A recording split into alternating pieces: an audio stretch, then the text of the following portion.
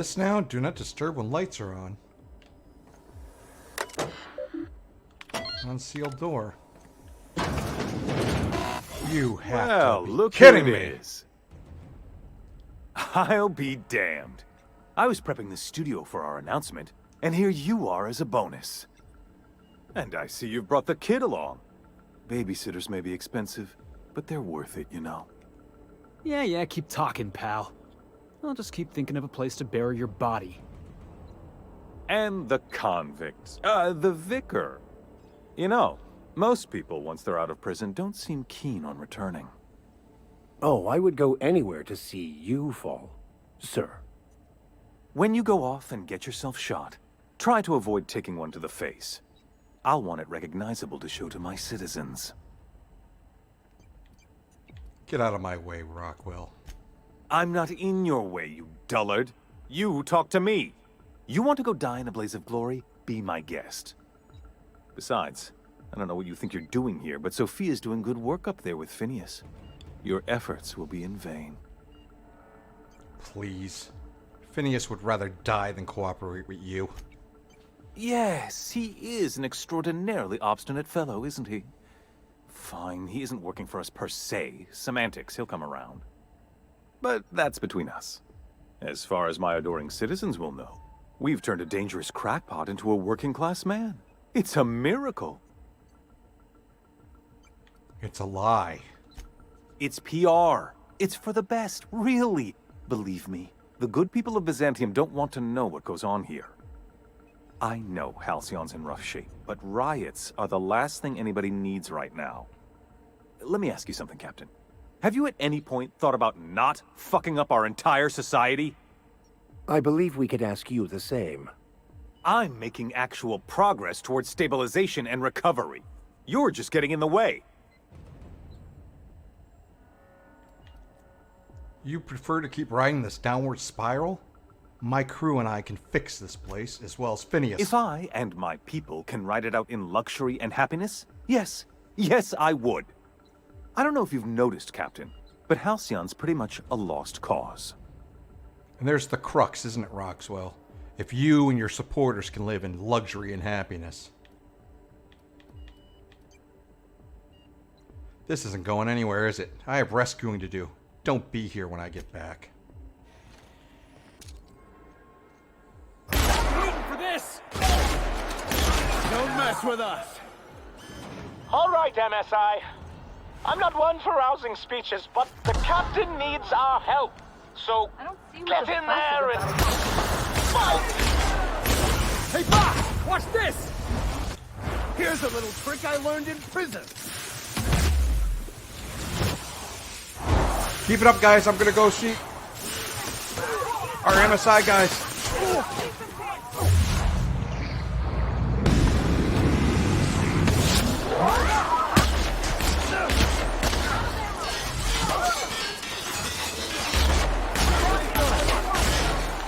That was fun. Waste of company ammo. You guys okay? Stay down, miscreant. Oh.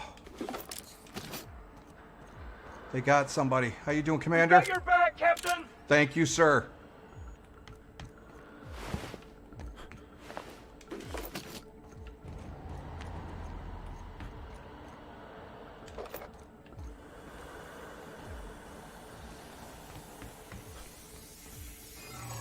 What the hell is this? Oh, that's MSI. Okay. Don't run off. Grim! Grim!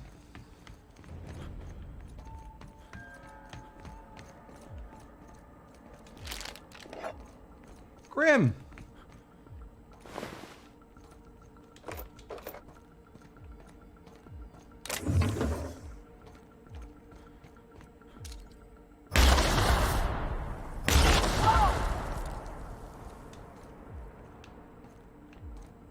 Okay. Yeah, boss?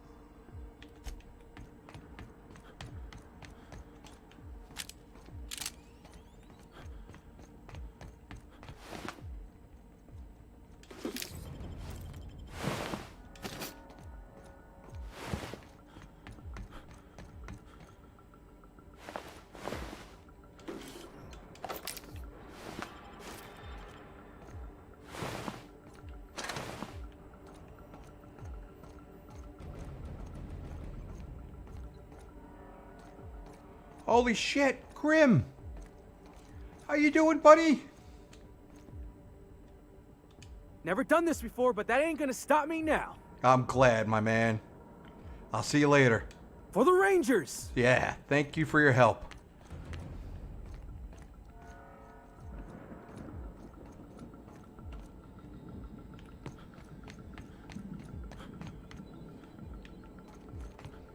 Of course, we can't get in there.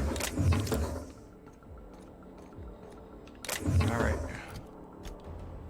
Consumable. There we go.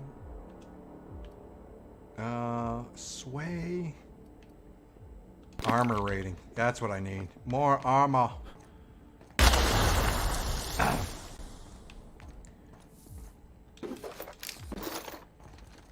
Are you new here? I didn't think we were hiring more staff. Yeah, what's it to you? Whoa, nothing. I was just asking. I was gonna welcome you aboard. I don't need a welcome. Okay. All right. I need this. My time to shine! I've had quite enough of you!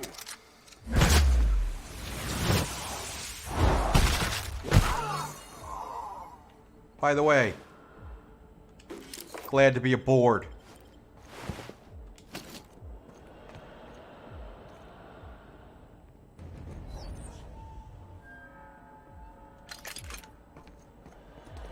Now there is something over here.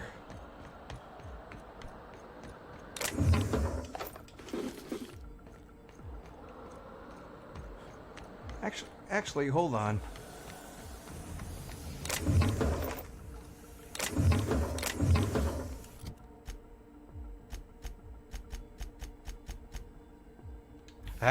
Yeah, I still need some. I still need to look for ammo, but you know what? I think I'm good enough where I don't have to worry about.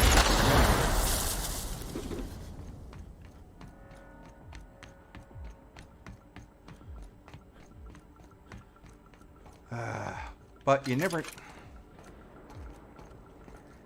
Wait a minute. I think we got no. We got the passwords, don't we, guys? Yeah. So all I'm gonna do is basically, yeah. I don't need any of this stuff. Ooh, secret area. What's in here? Yeah, nothing. Yeah, nothing. I don't.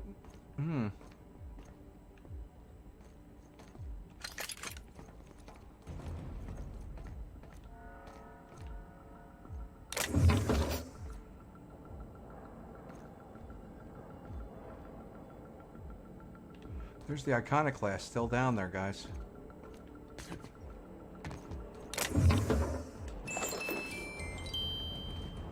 Is there anything here? No. No.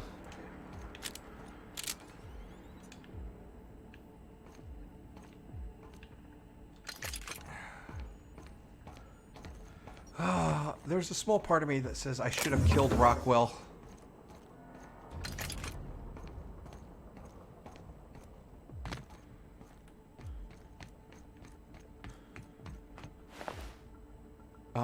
Okay.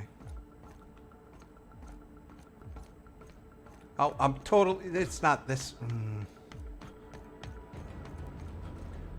We're absolutely on the wrong side of history. There it is. It was the middle elevator. I did not know that. All right. You, ain't feeling jittery, are you? 'Cause I'm not. Everything in my life has been leading up to this point. I believe I am ready for this. Yeah, Max. Felix, it's okay. You'd be a fool if you weren't afraid. Captain, you have an uncanny talent for complicating my life. You've disrupted the balance of power. You've upset the natural order of things. You've introduced uncertainty, and there is nothing I despise more than uncertainty.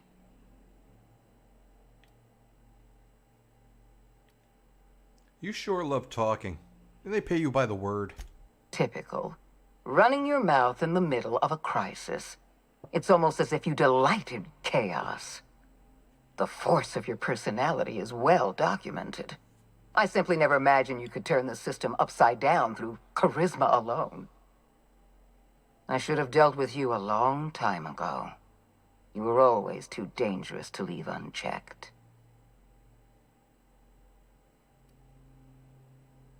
Oh, stop. You're making me blush. I suppose I shouldn't be surprised by your impertinence. Leaving you alive was my greatest mistake, but it is a mistake I intend to correct. I have Dr. Wells in my custody. Once I've secured his cooperation, I can move forward with the program. I can repair the damage you've done. I can set things right.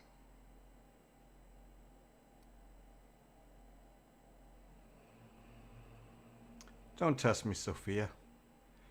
It's bad for your health. I'm aware of your propensity for violence. Halcyon is a bloodier place because of you. I take no pleasure in this, you know. I simply have no other option. Leaving you alive is too great a risk. Goodbye, Captain. Do your worst, you psychopath. If you insist. This prison is equipped with an automechanical warden. I've had it programmed to eliminate you on sight and rinse your remains down a drain. And don't worry. I will inform Dr. Wells that you died heroically, or something. Looks like I got a brain thing on him. Yeah, boss?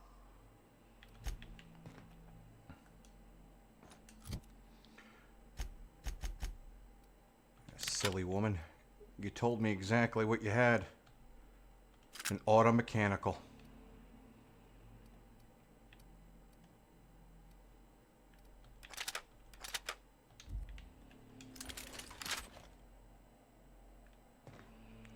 All right.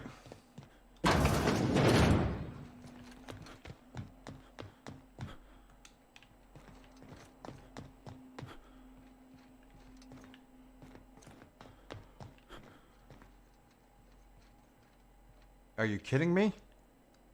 That's it?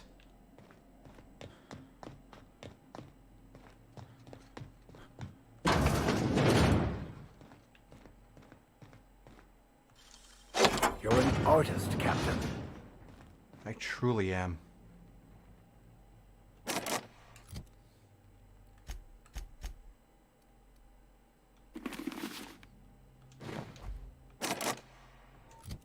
You must be kidding me.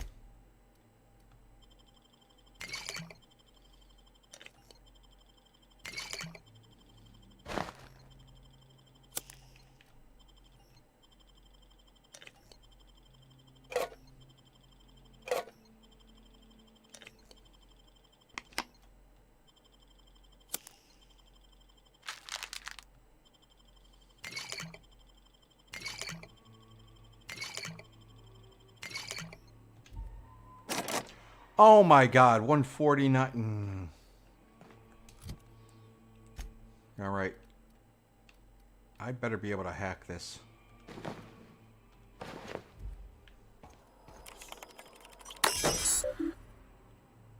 Designate RAM as a hostile intruder.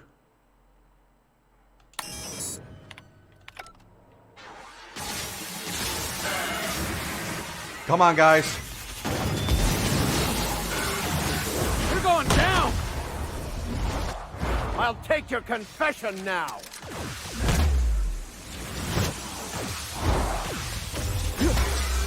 Oh God, Rod! Try another weapon! Don't let go. Yeah! Now that was fun! Are you kidding me? That was it?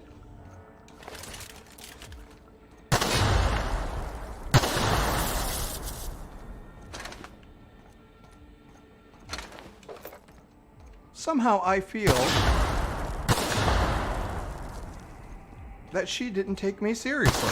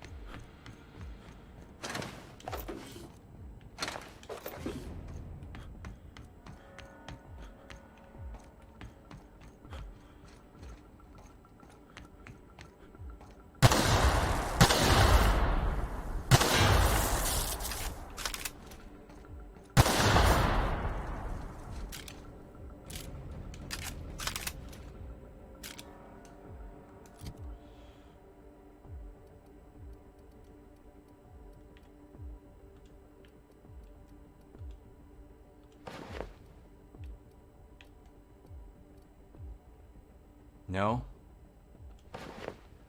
Back to my original outfit.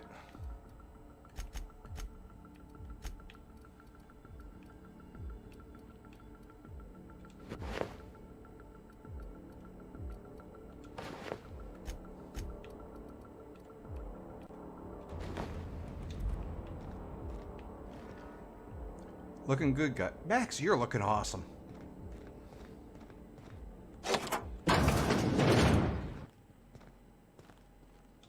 Why won't you just die?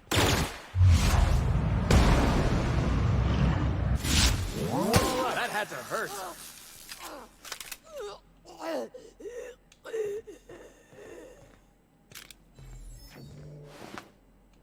Get me out of here!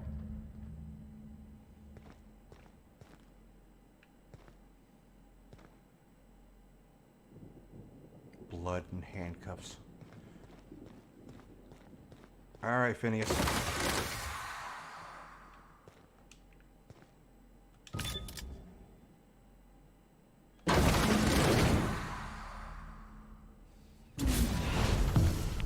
You don't know how glad I am to see you.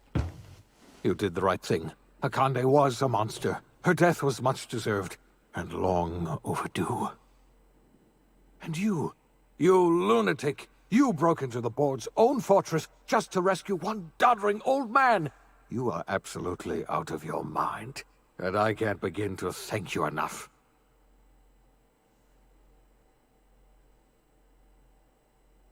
Are you all right? What did they do to you? I'm all right, thanks to you. Akande wanted my cooperation.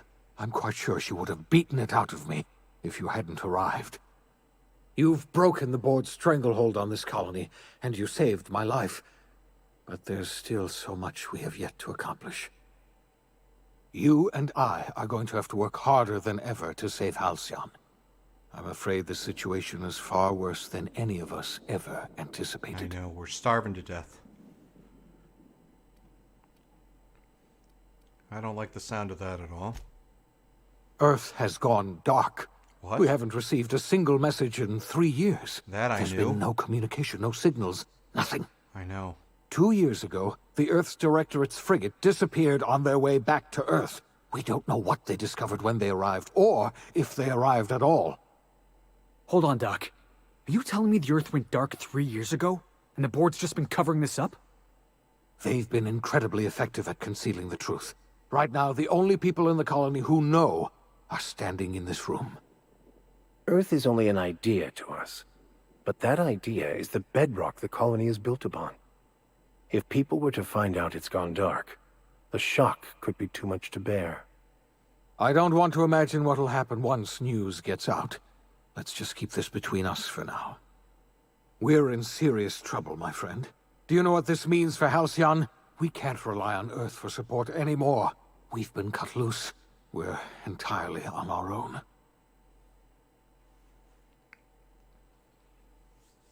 We have a lot of work ahead of us. We'd best get started. Yes, we do. You've done a marvelous thing. You've succeeded where anyone else would have failed, including me. We must begin the revival process immediately, starting with the Hope's brightest minds, and then we're going to fix this damn colony, one problem at a time. We're going to need a leader, and I can't imagine a better person for the job than you. What do you say, old friend? Will you help us? You can count on me. I'll help you revive the other colonists. When I revived you, I thought you were going to help me save this colony. I was wrong. I had our roles reversed, you see. You're the one who's going to save us all. I'm just the one who set you on your path. You're the best thing to ever happen to Halcyon. If you want to take it upon yourself to lead this colony, you have my support. We're not a colony any longer, are we? Our last connection to Earth has been severed, and so we have been set free. Our future is uncertain, and no one knows what tomorrow holds. Exciting, isn't it? The OSI teaches that everything in the universe happens according to the grand plan. But the stranger that arrived in Halcyon was an unplanned variable. From the moment he landed in Emerald Vale, his actions altered the course of history. The events on Tartarus brought about the end of the board's authority. But the board's mistakes would haunt the colony for decades to come. The damage they left behind would require the work of a generation to repair. Dr. Phineas Wells began reviving a handful of the Hope's colonists. Engineers, scientists, technicians, and intellectuals. They were among the brightest minds the Earth had ever sent out into the stars. The Hope scientists and engineers woke up in a colony descending headlong into total collapse. With no way to return to Earth, they had no choice but to band together and devote themselves to the cause of saving Halcyon. The people of Halcyon were nothing if not hardy. In the absence of the board's authority, many of the colony's settlements banded together with a single purpose in mind: survival. Life was especially hard in the years to come. Some towns dissolved by attrition and starvation, but most of them found a way to carry on. In the years to come, Halcyon was forced to reckon with its newfound freedom. The board was gone, and for better or worse, the colony was responsible for its own destiny. Between MSI's worker-centric policies and the iconoclast's manpower, Sanjar and Zora were able to rally many of the Terra 2 townships to their cause. MSI's workforce swelled, and the iconoclasts enjoyed a significant surge in their ranks. The board was too distracted by infighting and internal politics to stop MSI from becoming a powerful corporation and a refuge for townships that might have fallen through the cracks. Consumed by paranoia, Lilia Hagen took Sublight Salvage in a controversial direction, openly accusing board officials of an extraterrestrial conspiracy. One day, an accident at the Groundbreaker's docking bay silenced her forever. Time would tell if her replacement could keep the Sublight family together. Adelaide McDevitt replaced Reed Thompson as the leader of Edgewater. She and her followers transformed Edgewater in their image. Anyone loyal to Reed was pressured into leaving town, and those who stayed behind adapted to her way of life. Adelaide transformed the old cannery into a new garden.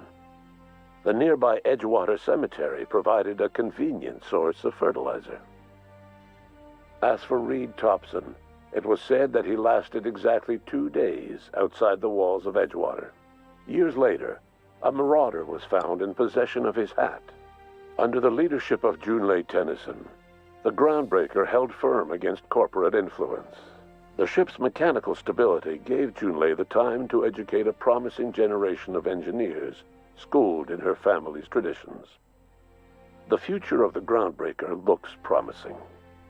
The rediscovery of the Hope and the abandonment of the lifetime employment program forced Byzantium to come to terms with some uncomfortable realities about the state of Halcyon. While Byzantines were reluctant to surrender the luxuries they'd grown accustomed to, the board's diminished authority gave them little choice in the matter. Nearly everyone had to learn to make do with less. Some even had to get jobs. It was a dark time indeed. Even the Gorgon asteroid, though a distant enigma to most of Halcyon, felt the aftershocks of your actions. Olivia and Minnie Ambrose worked together to cure the marauders Adrena Time had created. Through their partnership as scientist and administrator, they discovered the harmony that had eluded them as mother and daughter. And through years of patience and effort, they discovered a means to wean Halcyon from the scourge of Adrena Time. Their work eventually allowed Wells and his scientists to treat many of Halcyon's marauders. As their addiction waned, the colonists who had lived for so long under the thrall of Adrena Time returned to their communities and loved ones, and joined in the effort to save Halcyon.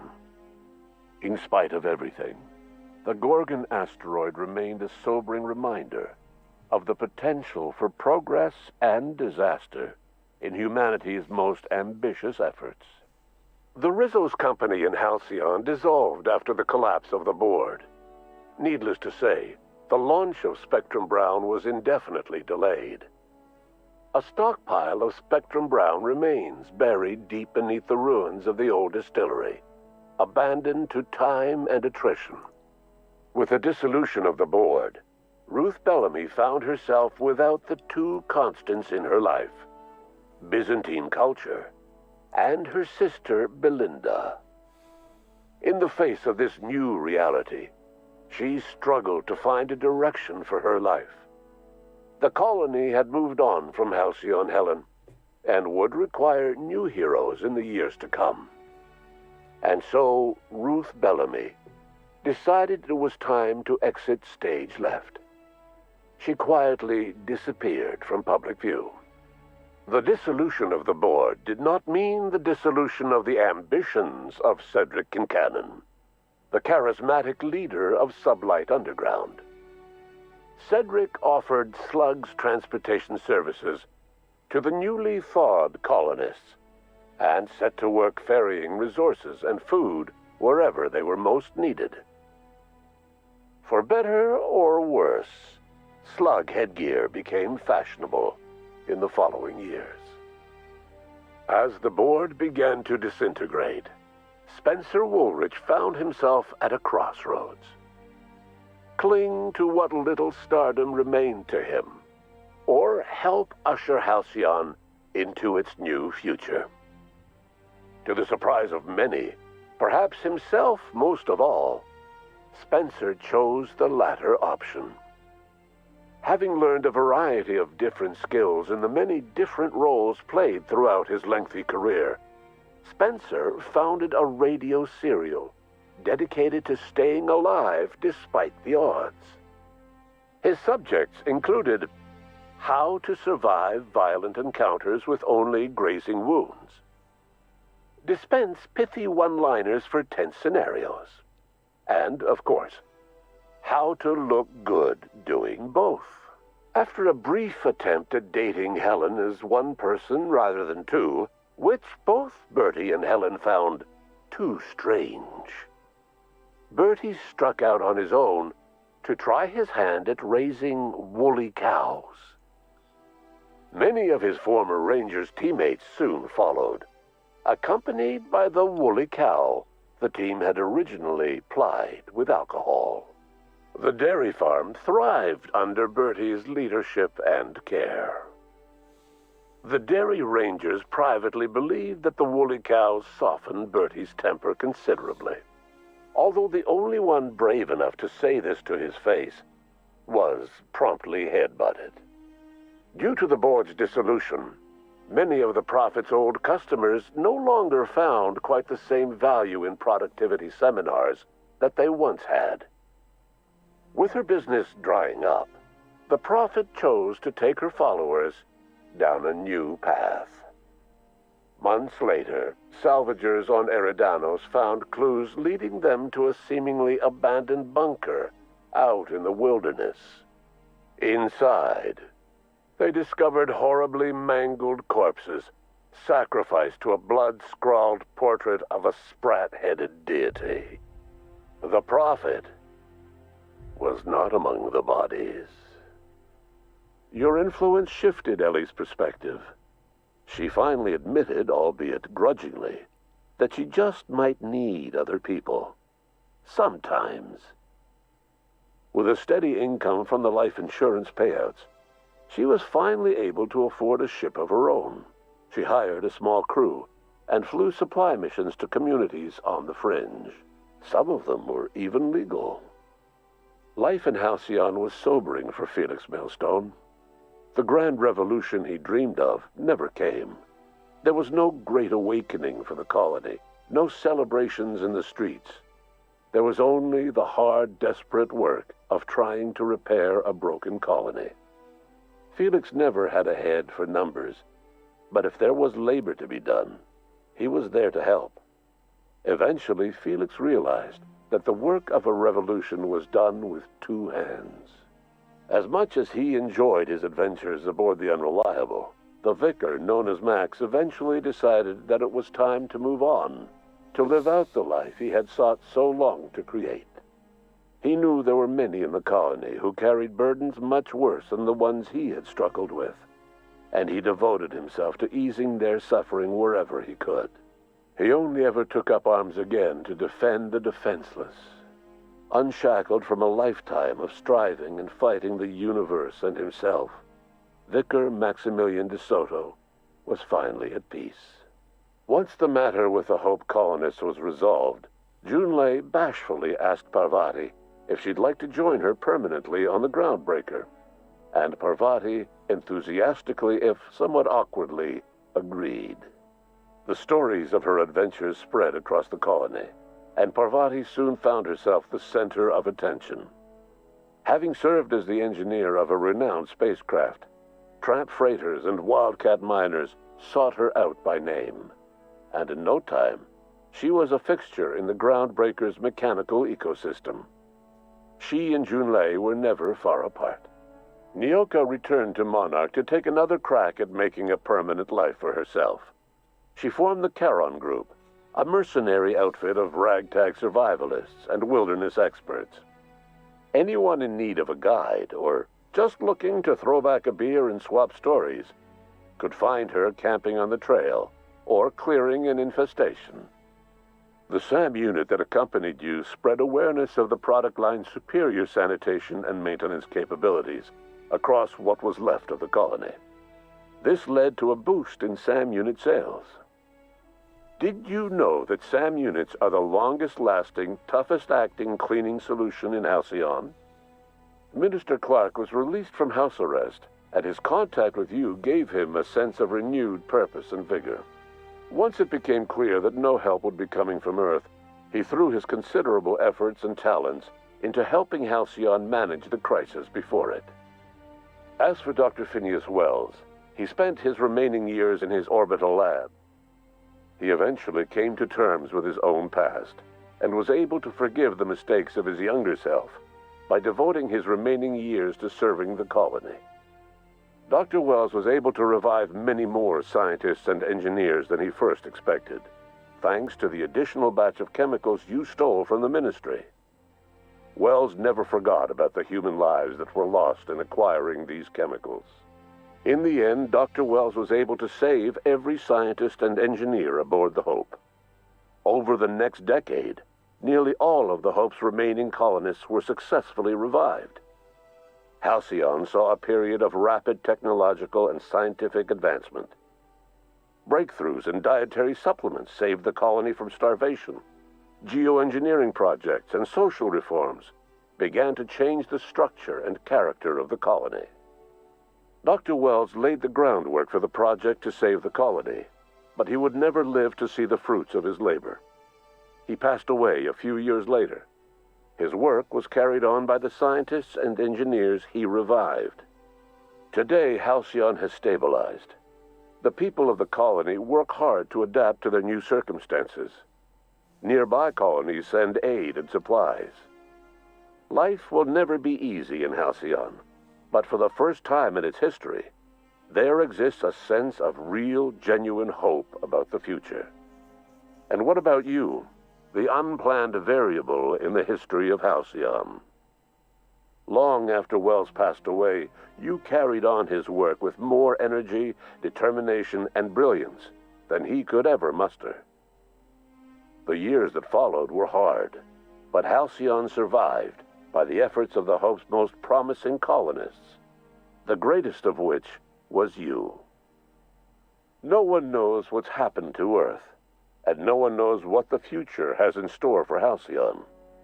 All we know for certain is this: the name of the Unreliable and that of its intrepid captain will remain the subject of countless stories for years to come.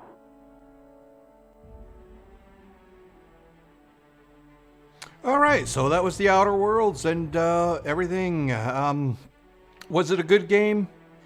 Yes, it was good. Is it a great game that'll go down in history? No, I don't think so. There's a lot of derivative stuff in it. A lot of the writers and, of course, the director love to use the $10 words and their English literature degrees. So that they've used, and it worked. They didn't do so much with their other games. Noticeably, one of the greatest games ever, which was Fallout New Vegas.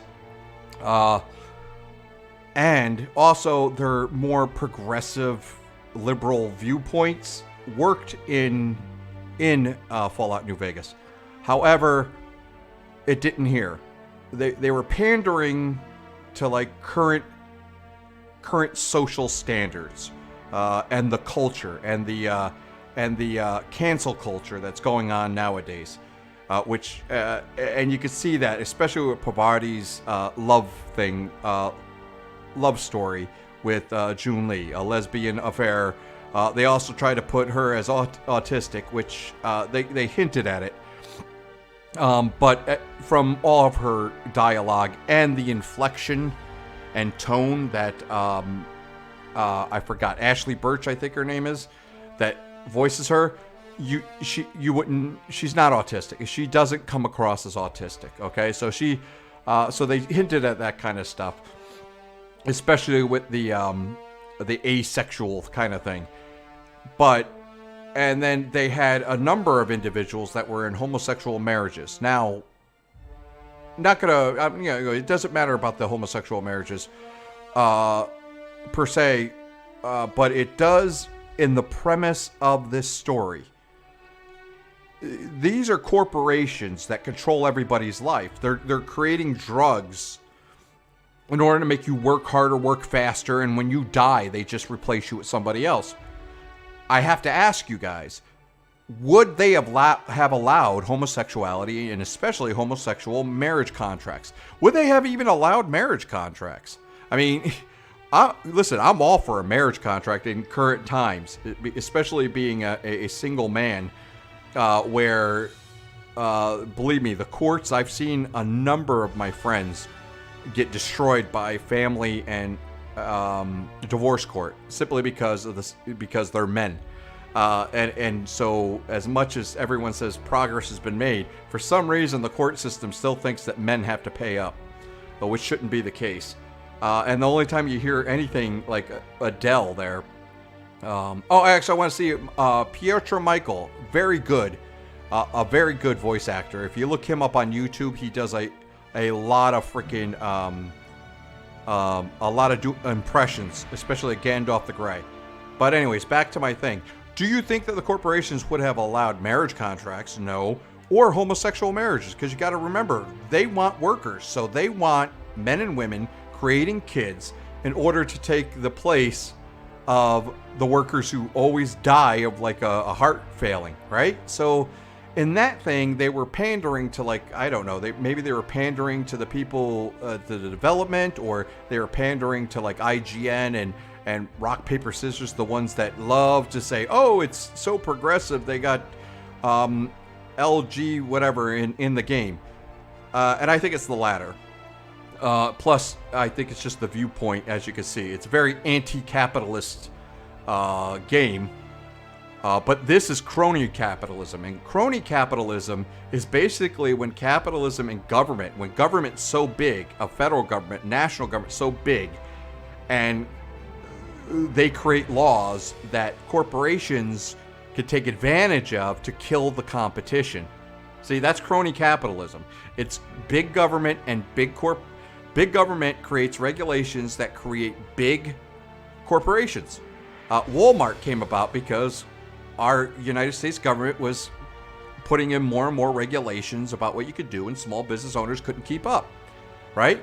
They have, from an economic standpoint, minimum wage is a horrible, horrible idea. Most people would go, no, it's not. It gives people a living wage. Well, the thing is, what it does is that Walmart and Burger King and all these big corporations can afford to go, oh, yeah, we'll pay you more than minimum wage. But the smaller businesses cannot. And that kills competition. So you know what Walmart does when they give you a higher minimum wage? Well, they fire a third of the employees. They make the remaining employees work more hours, and then they cut like health benefits, and they cut vacation time, and they make you work harder. Same thing that happens here in the Outer Worlds, right? So, and that's, I have an economics degree. Well, I don't have an economics degree. I think I left before that. But I studied economic statistics and all that kind of stuff in my life. But anyways, so these corporations wouldn't have allowed marriage contracts. They would actually probably sit there and go, this person is like this and they have this skill set, so we're going to make them. It's going to be like an arranged marriage. The corporations would arrange a marriage based upon your stock and your skill set and make you have a baby that would be better than you, right? So that's what I think would happen. And I also think they would basically make it illegal for homosexuality. I don't think they make it illegal for homosexuality. They wouldn't care what you do on the sly. They don't really care about your life probably. But they would make like a homosexual marriage illegal because they would say, no, you have to make kids in order to replace your dead ass when you're dead, that kind of thing. So that's where I think that kind of stuff. The DLC, the second DLC, it had the Eridanos. It had a nice little premise there with the board and the little electronic magnifying glass. That was kind of good, but it wasn't used. It wasn't used in a manner that could have been. I think there was more that could have been done there. But again, here's another thing that comes in this current day and age. As soon as I saw that there was the three people that I first met, one was a woman, one was a black man, and one was a white guy, I knew right away the white guy was the villain. It's just that's what current culture, that's what this social culture is. It's like and that's the thing. It's called, even with a protagonist and everything, it's called the Guybrush paradox. Guybrush Threepwood of Monkey Island was a moron, right? And he had this. He was cocky, he was arrogant, and kind of stuff like that. And you can do that. You can't do that with a woman because there'd be backlash. You can't do that with a person, a black man or a Japanese or an Asian or a Latino person because there'd be backlash. But you could do it with a white guy where you can make like a bumbling protagonist, right? So the same thing goes with like bad guys. It seems games try to go away from having black people, women as bad guys. Even with the Gorgon, with Olivia is supposed to be the bad person. She's really not. She's the only one trying to save it. And all the guys that were with her were just like self-serving assholes or socially awkward morons, right? Same thing with Birdie was a moron, the one that loved Halcyon Helen, but I guess it was her sister. But yet, and the hero there was Halcyon Helen, a blonde, blue-eyed woman, right? So that's what they did. And you knew the white guy was the villain. And the Gorgon is still, Minnie could have been a bad person. You could have killed her. But again, she was mistaken because she just had issues with her family. She didn't know how important her mother was. See? That kind of stuff. And it's just, it's just, I don't know. That's the kind of thing that I think games have to do away with. We're supposed to be, we're all one race and stuff. We're the human race. And I think it is predictable when all the bad guys are old white men and all the good people are women. I mean, even, you had all these stupid guys in this game and you can name them all.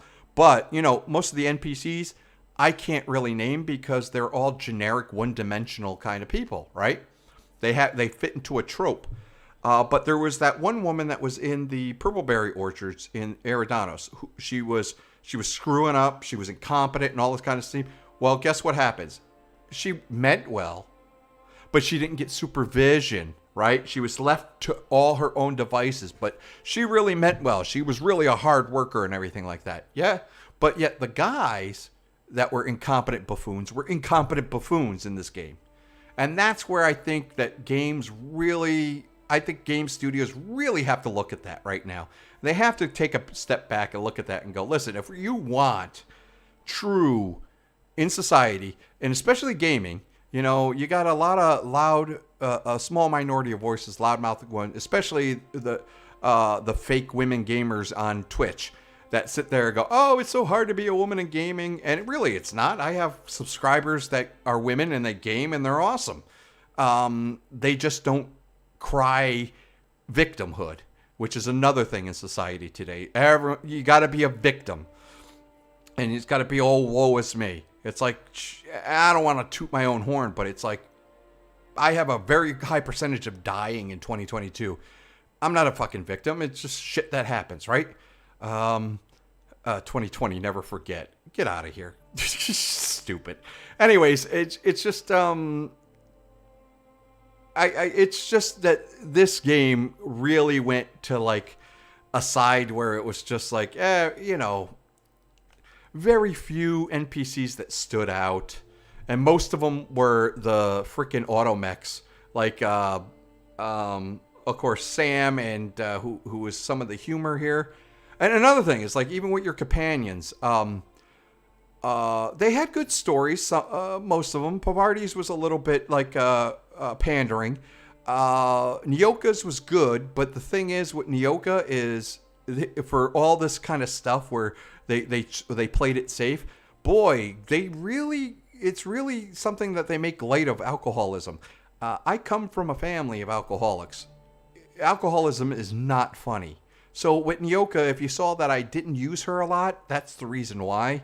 I just didn't find the premise of her character being an alcoholic, but she's a funny alcoholic. I didn't find that good. And then if you look at other people that have played this game, most of them don't like Max. And you can, and that just shows you why, because they made Max as this,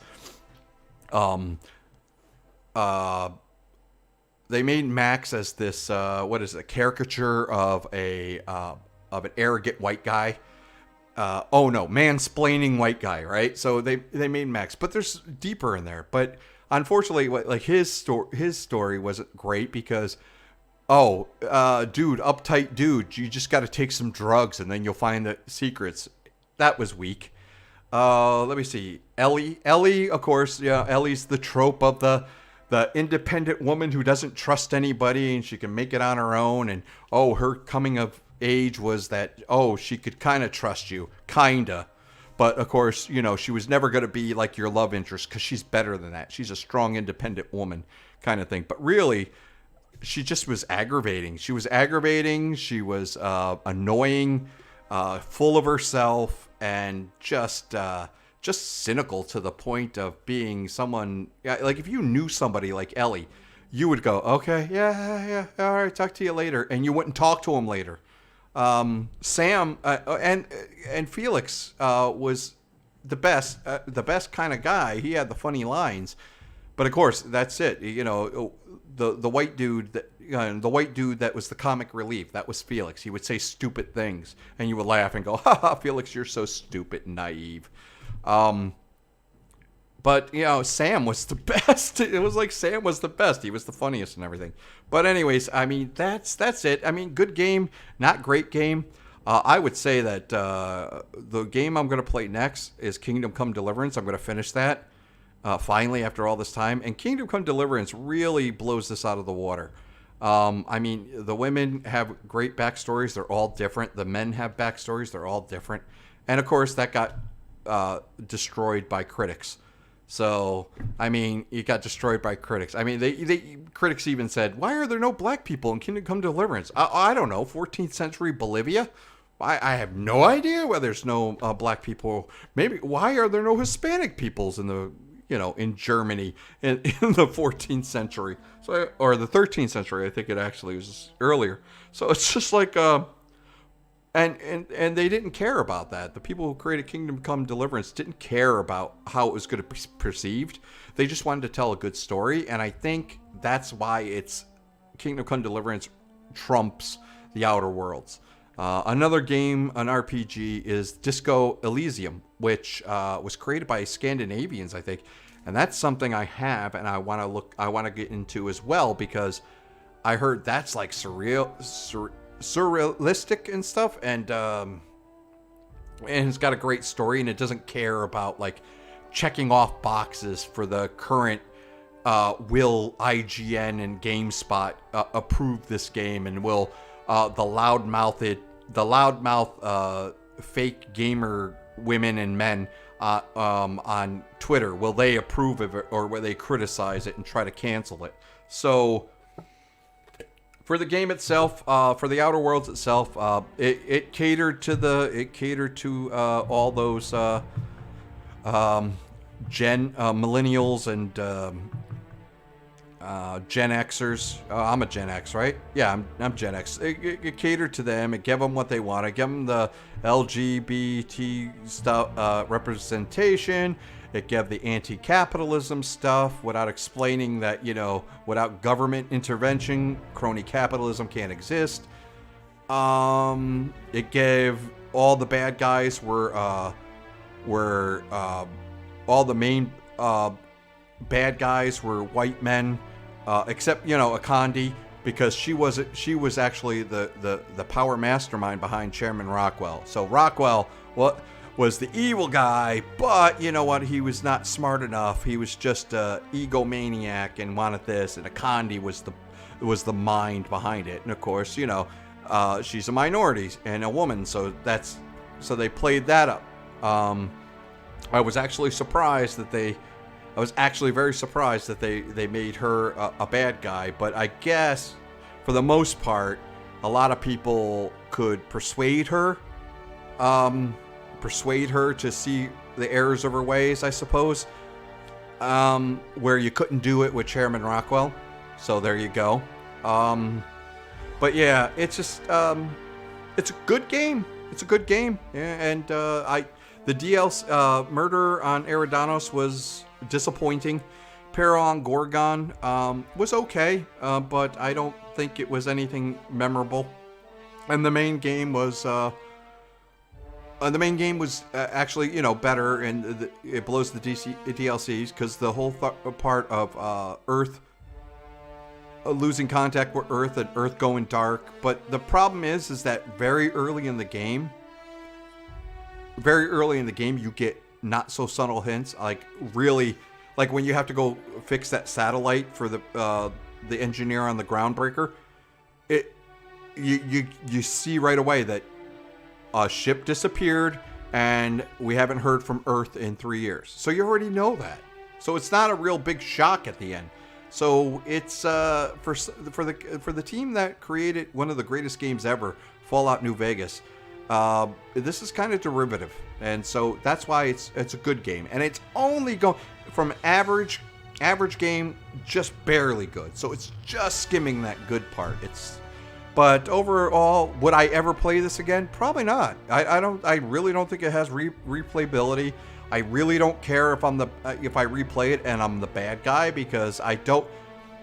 When you see from the ending scenes, most of them are sitting there going, "Well, these guys, Sanjar with the board," and it's, dude, I killed everybody on the board. There is no board. So why are you giving me cutscenes where you're talking about MSI and the board and Halcyon Helen and the board and all that kind of stuff? But anyways, in my little ending here, I'll finally say the ending. In my fan fiction ending for my character, I continued the work of Phineas and didn't have any kids, didn't have any love interest, because all my crew abandoned me, apparently. So I basically worked myself to death. So I lasted a little bit longer, but because of the unfreezing process, my lifespan went down, and I only lasted probably a little bit longer than Phineas, and then I died. But the thing is that the biggest thing is at my funeral, Marilyn Ellie Fenwell, Dr. Marilyn, quote unquote Ellie Fenwell, openly wept. There you go. So, what could have been, Ellie, if you weren't such a pompous, cynical asshole? Anyways, that's it. I'm glad I finally finished the series. Next up, though, Kingdom Come Deliverance. And I'm hoping the story really has some big twists and turns that I don't see coming. Because I saw everything coming here. Like, even with the murder on Eridanos, I knew as soon as I was like, Ludovico's the guy that killed her. I knew it. And that's just because I know culture nowadays. I know the culture nowadays. I know they're not going to make anybody but the white guy the villain. And that's something that really has to be looked upon, because it's not equality. It's just you don't make a woman a bad guy. It's you're sort of treating it like children. They're children in adult bodies. It's like I'm pretty sure most women gamers and most women in general that review would absolutely be fine with a very self-centered, psychopathic woman villain, you know, if they were written right. So, well, I'm gonna go fly off on the Unreliable, so it's just me and Ada.